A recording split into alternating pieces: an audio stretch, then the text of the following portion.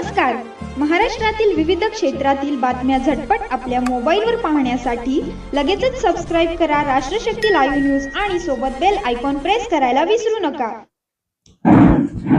मोहोळ बस स्थानकासमोर छत्रपती संभाजी महाराज यांचा बसवण्यात आलेला पुतळा अधिकृत आहे किंवा कसे याच्याविषयी आम्ही सदर जागा जी NHAIच्या अधिकृत अधिकाराखाली आहे त्यांच्याकडे प्रकल्प संचालक NHAI यांना पत्र दिलेलं आहे की सदर जमीन ही राष्ट्रीय महामार्ग प्राधिकरणाच्या मालकी अधिकरणाखाली आहे का, तसंच सदर पुतळा बसवण्याकरता त्यांनी अधिकृत परवानगी दिलेली आहे का आणि या संदर्भामध्ये त्यांची पुढची भूमिका काय आहे याच्याविषयी आपण माहिती मागवलेली आहे. त्याचप्रमाणे सद्यस्थितीमध्ये सदर पुतळ्याच्या सुरक्षेच्या अनुषंगाने आम्ही सफिशियंट बंदोबस्त नेमलेला आहे. या ठिकाणी कायदा सुव्यवस्था अबाधित आहे, पूर्णपणे शांतता आहे आणि तेथील लॉ अँड ऑर्डर मेंटेन करण्यासाठी, शांतता ठेवण्यासाठी आम्ही सक्षम आहोत. सदर बैठकीमध्ये विविध राजकीय पक्षांचे प्रतिनिधी होते, लोकप्रतिनिधी होते, नागरिक होते, पत्रकार बांधव होते आणि त्यांच्याशी आम्ही चर्चा केली असता त्यांनी त्यांच्या मागण्या पुढे ठेवल्या.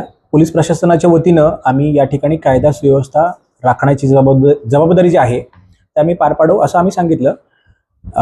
त्याचप्रमाणे त्यांचे अन्य जे मुद्दे होते ते अन्य विभागाशी निगडीत असल्यामुळे सदर मुद्द्यांबाबत अन्य विभागांच्याकडून अधिकृत माहिती मिळणं अपेक्षित आहे.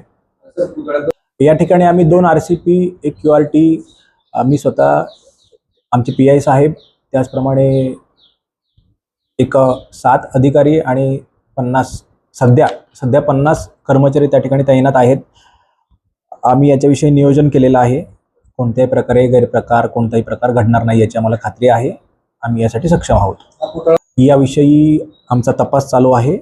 आमच्याकडे खात्रीशीर माहिती येतात, तथ्य आधारित ऑब्जेक्टिव्ह फॅक्च्युअल माहिती आम्ही आपणाला देऊ. त्याचप्रमाणे कोणतीही कायदेशीर प्रक्रिया केल्यानंतर त्याच्याविषयीची माहिती आम्ही आपल्याला देऊ. सद्यस्थितीमध्ये मात्र याचा तपास किंवा याच्या अनुषंगाने चौकशी चालू आहे.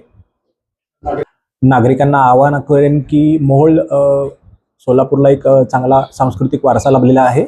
मोहोळ एक चांगलं शहर आहे, प्रगती अभिमुख शहर आहे. या ठिकाणी कायदा सुव्यवस्था राखण्याकरता पोलीस प्रशासनाला आत्तापर्यंत त्यांनी सहकार्य केलेलं आहे.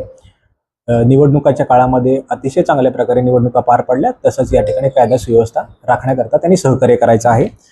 मी आपणाला सांगू इच्छितो की समाजाच्या सर्व प्रतिनिधी, राजकीय असतील, सामाजिक असतील, पत्रकार बांधव सगळ्यांशी आम्ही कम्युनिकेशनमध्ये आहोत.